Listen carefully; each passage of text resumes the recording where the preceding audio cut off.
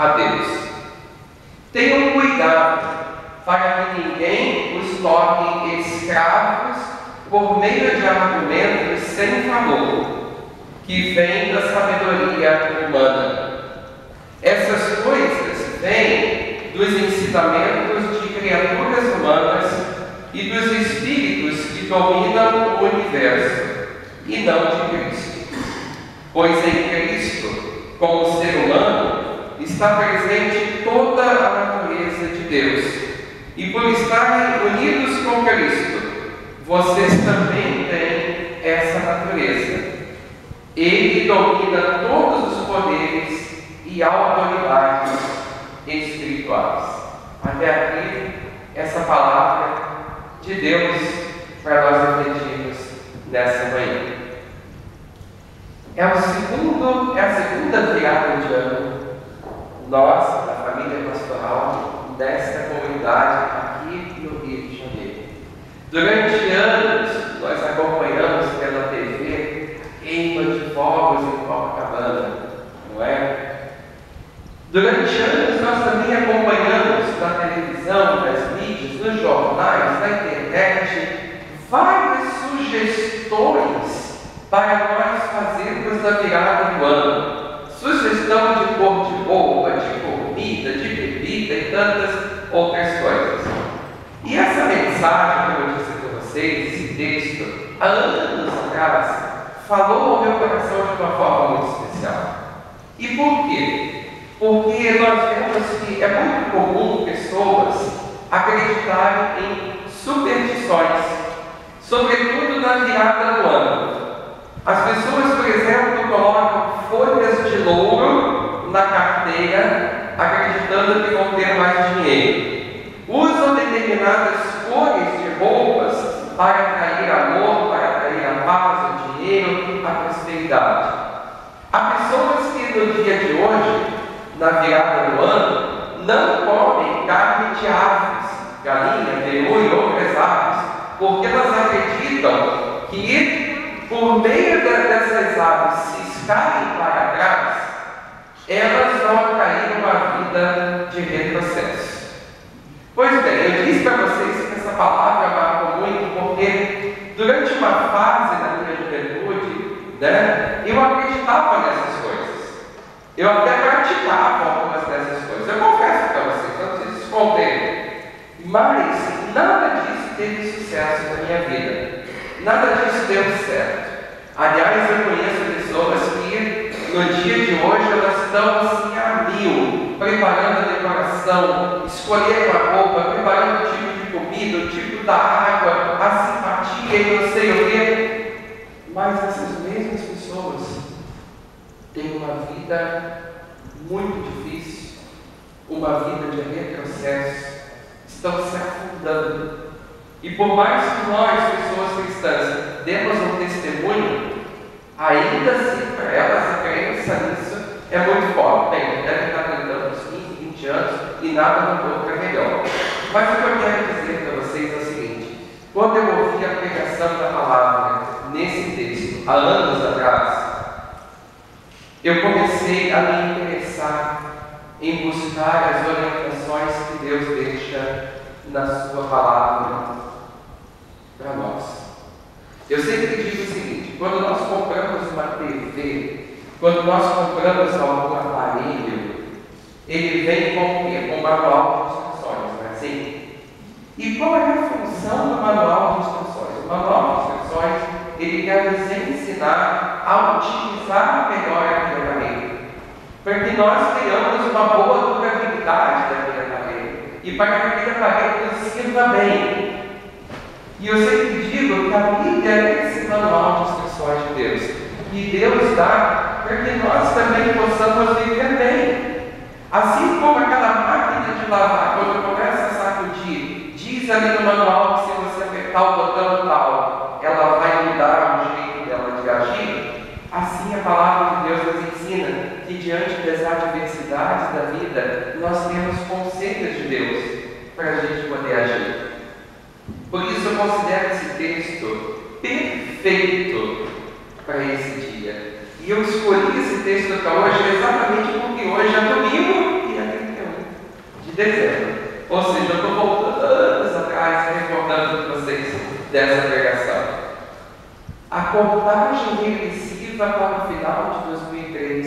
de 2023 já se aproxima. E aí nós vamos olhar para essa palavra. O motivo principal da carta do apóstolo Paulo aos cristãos colossenses é exatamente alertar para o perigo de seguir filosofias e crenças que são contrárias aos ensinamentos, contrárias à vontade de Deus. Para vocês terem uma noção, na época em que essa carta foi escrita, um grupo de pessoas em Colossos chamava as pessoas cristãs recém-convertidas a uma fé e a uma religião baseada em elementos da natureza: água, a terra, o ar e o fogo. Elas ensinavam que esses elementos da natureza intermediavam a relação humana com Deus e que esses elementos da natureza determinavam situações na vida das pessoas. Ou seja, se você fizesse tal ritual com a água, você teria um benefício. Se você fizesse tal ritual com o fogo, você afastaria coisas ruins. E assim por diante. A intenção do apóstolo Paulo, ao escrever esse texto, é exatamente ensinar aquelas pessoas cristãs de Colosso, e essa palavra é válida para nós também, que essas crendices, elas não têm poder. Elas foram derrotadas por Cristo na cruz. Ou seja, elas são criação de Deus. E aí eu pergunto, pode a criação ser maior que o Criador? Pode a criação ter mais poder do que o próprio Criador? Essas perguntas nos ajudam a refletir. Por isso, como vosso pastor, eu preciso alertar vocês a partir desse texto também de práticas pagãs que misturam filosofias e crendices à fé cristã nos dias de hoje, que se apegam a objetos, que se apegam a rituais vazios e sem sentidos, que não têm respaldo nesse manual que Deus deixa para nós. Vejam bem, há pessoas que carregam amuletos, há pessoas que carregam medalhas, passam simpatias, seguem curandeiros, repostam publicações nas redes sociais de crenças que, na verdade, sem que elas se deem conta, estão desmerecendo o sacrifício de Cristo na cruz. Eu percebo muito que Sexta-feira Santa é um dia que mexe conosco, porque nós lemos textos bíblicos da crucificação do Senhor, de que Deus dá o seu Filho ao mundo, Jesus Cristo, e Jesus Cristo, então, ele é sacrificado em nosso favor. A Sexta-feira Santa traz filmes da crucificação de Cristo, traz imagens, fotos, o próprio culto da Sexta-feira Santa, as pessoas se emocionam, as pessoas choram. É profundo saber que Deus amou ao mundo, que deu o seu Filho, e esse Filho dá o seu corpo e derrama seu sangue por nós, por nossa salvação. Só que quando nós começamos a nos apegar a certas crenças que são diferentes do que Deus nos ensina, sem que nós nos demos conta, nós estamos deixando de lado esse sacrifício. Nós estamos ignorando essa autodoação de Jesus por nós. Então, nós precisamos, enquanto cristãos, viver essa fé. E é uma fé libertadora. Eu digo que quando Cristo se deu na cruz por nós, Ele nos liberta. Não nos liberta apenas dos nossos pecados, mas nos liberta de tantas leis, de tantas regrinhas que o ser humano cria, mas que na verdade elas estão nos amarrando, elas estão nos acorrentando, elas estão até nos dominando. Nós, enquanto pessoas cristãs, temos esse manual de Deus que nos ajuda a não acreditarmos em qualquer coisa que se fala por aí, e até mesmo dentro do meio cristão. Olha só que importante, mesmo dentro do meio cristão, há falas, há ensinamentos que são contrários à vontade de Deus, Então, qual foi a dinâmica da reforma com Lutero? A dinâmica da reforma com Lutero foi isso aqui: pegar a Bíblia e trazer a Bíblia para o centro da nossa vida e ler esse manual para a nossa vida. Também na época de Lutero, os costumes, as tradições, os ensinamentos da Bíblia, da igreja, eles estavam acima e a palavra de Deus estava abaixo.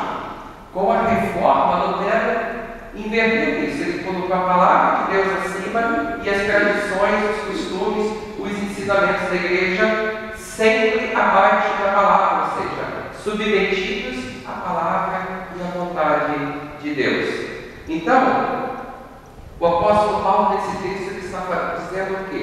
Ele está afirmando que Cristo, que quem recebeu a Cristo, quem o aceitou, não pode se deixar escravizar por meio de argumentos sem valor. O apóstolo Paulo está aqui ensinando que Cristo, ele é o centro desse texto que ele escreve, porque ele é o centro da nossa fé, ele é o centro da nossa vida, ele é a nossa esperança. Eu quando estudei teologia, os professores diziam o seguinte: o Brasil, ele é um país lindo, o Brasil tem muitas etnias envolvidas, mas também o Brasil tem muitas religiosidades. E aí o professor dizia assim, que a fé do povo brasileiro, às vezes, é uma fé Eintopf. Quem sabe alemão aqui sabe o que significa Eintopf. O que é Eintopf? Uma panela só. Em alemão tem um prato, eles chamam, o nosso famoso Requenté, sabe, que nós chamamos aqui no Brasil? O Eintopf para eles é botar tudo numa panela e mexer. Ou mesmo uns tipos sopão. E esse professor dizia assim, que no Brasil, a religiosidade brasileira é uma religiosidade Eintopf. Que você pega um pouquinho de cristianismo, um pouquinho daqui, um pouquinho dali, você põe tudo num panelão só e vai misturando. E é interessante a gente observar que no país onde essa religiosidade popular se mescla a costumes de diversas religiões, as superstições são muito fortes. E agora vai chegar no dia 31 para o dia 1º de janeiro. O dia de hoje e o dia de amanhã são dias como outros qualquer. Não há nenhuma magia, nenhum fluido, nada especial, nenhuma energia especial. Sabe por que não há? Porque nós estamos vivendo e celebrando um calendário humano, criado por seres humanos. Conversando com José Bernardo hoje de manhã, ele já falou, os judeus celebram a virada do ano ali por outubro, novembro. É um outro calendário, eles estão no ano 5.870, os judeus. Então, assim, os chineses têm a virada do ano num outro dia. Então, não há nada de mágico. O dia de hoje, como o dia de amanhã, é um dia como outro qualquer. Só que marca a virada de um ciclo. Apenas isso. Dentro de uma contagem humana de 12 meses, se encerra hoje um ano, um ciclo. Amanhã se inicia outro. Pois bem, acreditar então em crendices, misticismo, horóscopo e tantas outras coisas é como construir a nossa casa, a casa da nossa fé, sobre a areia. Vocês devem conhecer aquele evangelho onde Jesus diz assim, que o ser humano que edifica a sua vida em costumes meramente humanos é como se ele edificasse sua vida sobre um solo arenoso. Vem o vento forte, vem a chuva forte e aquela casa então ela vai ruir e vai ser levada embora. Agora, Jesus também diz que quem edifica a sua vida sobre ele, sobre os princípios dele que estão nesse manual, é como se nós edificássemos a nossa vida sobre a rocha, sobre um alicerce firme, aonde vem os ventos, aonde vem a chuva e a casa permanece.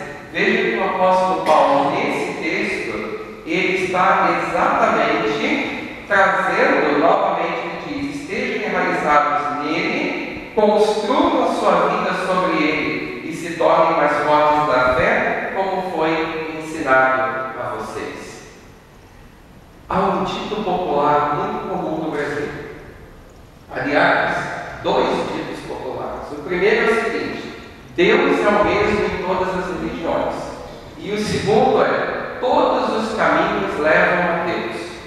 Bem, isso é um dito popular. Vocês conhecem isso, conhecem? Por que será que a palavra de Deus nos fala sobre isso? A palavra de Deus vai já do primeiro mandamento do Decálogo.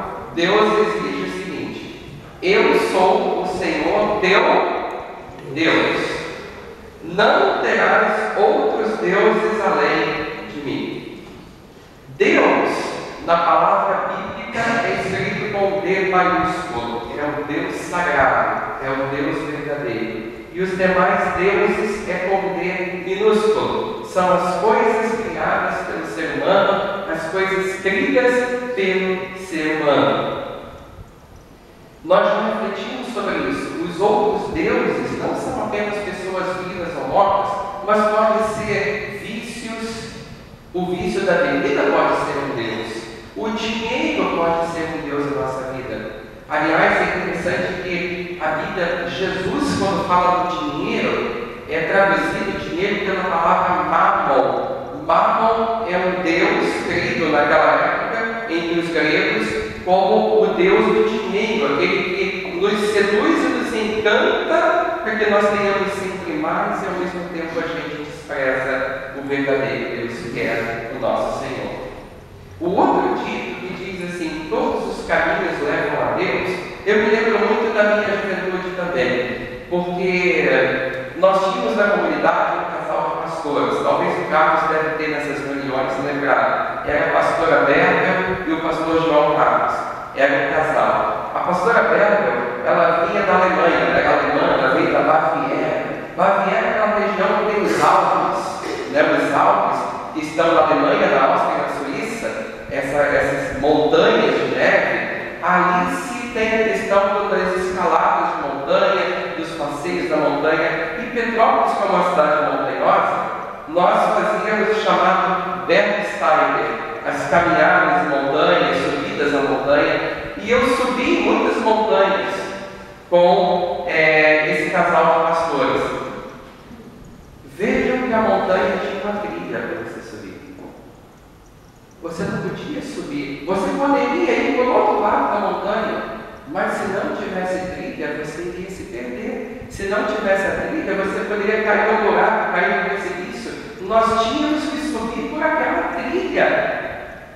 Então, quando se diz todos os caminhos levam a Deus, Jesus vai afirmar o seguinte, e é um versículo que vocês conhecem: eu sou o caminho, a verdade e a vida, ninguém vem ao Pai a não ser por mim. Não é assim? Vocês conhecem? Mas vamos analisar esse versículo. Jesus está dizendo: eu sou o caminho, e não dos caminhos. Jesus está dizendo: eu sou a verdade, e não tantas verdades que o mundo afirma ter. Eu sou a vida, e não outras vidas que se ensinam por aí, mas Ele é a vida que nos traz a vida em abundância, que começa e nos alcança a eternidade. E Ele coloca: ninguém vem ao Pai a não ser por mim. Então, o testemunho bíblico nos mostra que Deus quer exclusividade, e por isso Ele ensina aquilo que é falso, aquilo que é verdadeiro. Um exemplo: a fé cristã verdadeira, e eu disse verdadeira porque dentro do cristianismo existem vertentes diferentes, anuncia o perdão dos pecados em Cristo e a misericórdia diante do sofrimento alheio.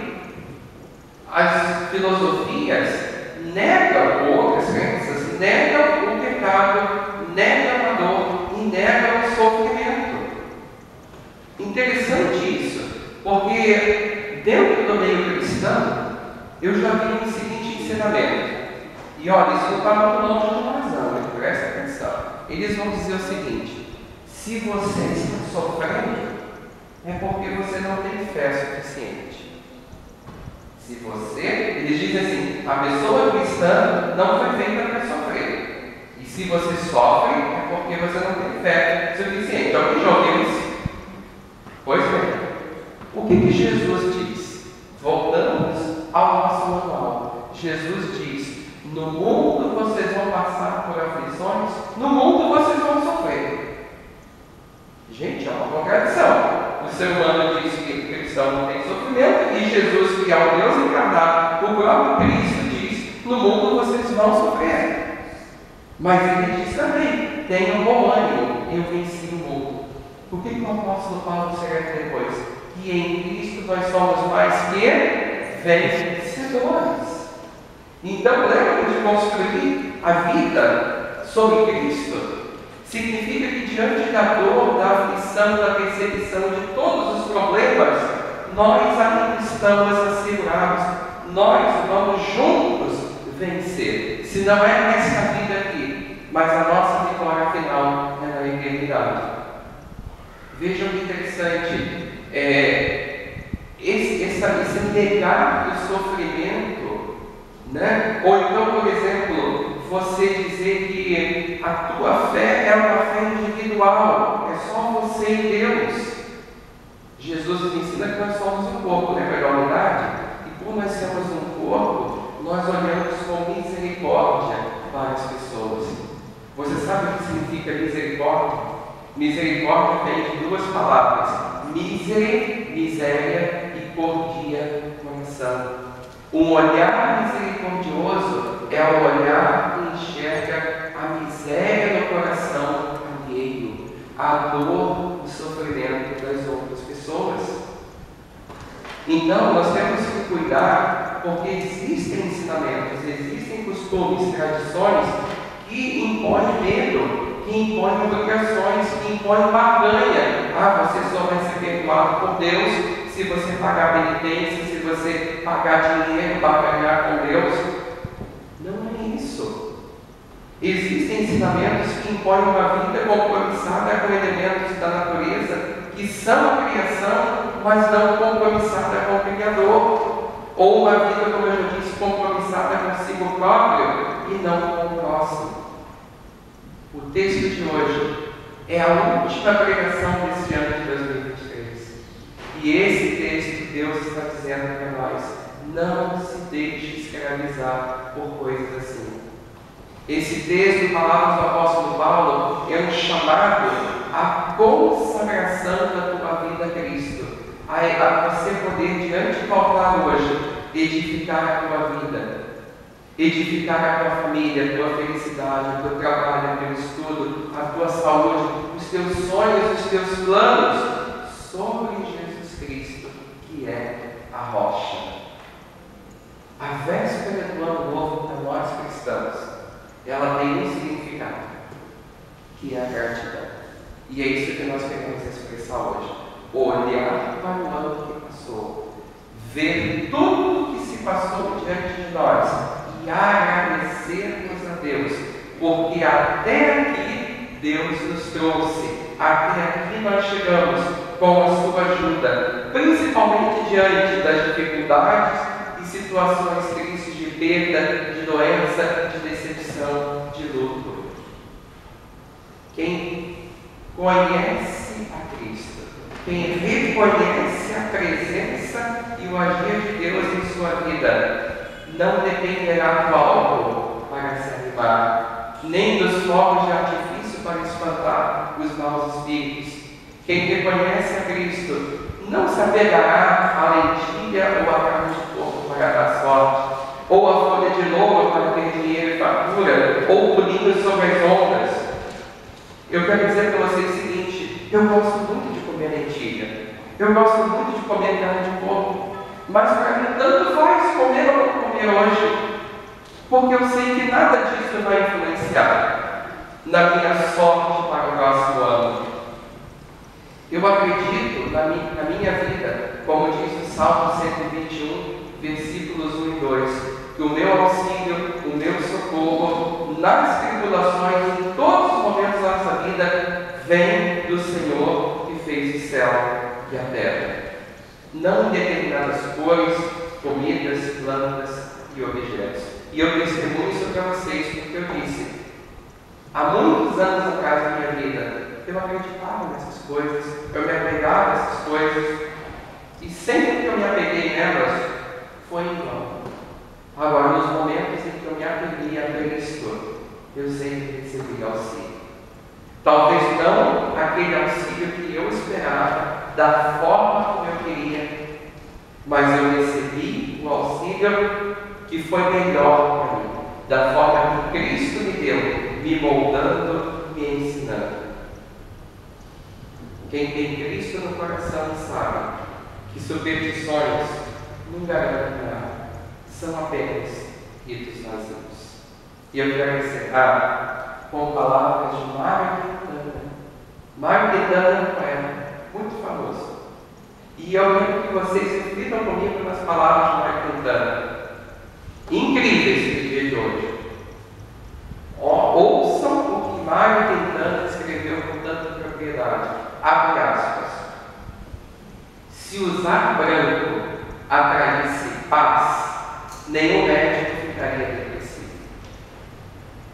Se usar amarelo atraísse dinheiro, o pessoal do correio estaria rico. Se usar vermelho resolvesse a vida amorosa, nenhum bombeiro se divorciava. E ele continua: não adianta passar a virada de ano de branco e passar o resto do ano nas trevas.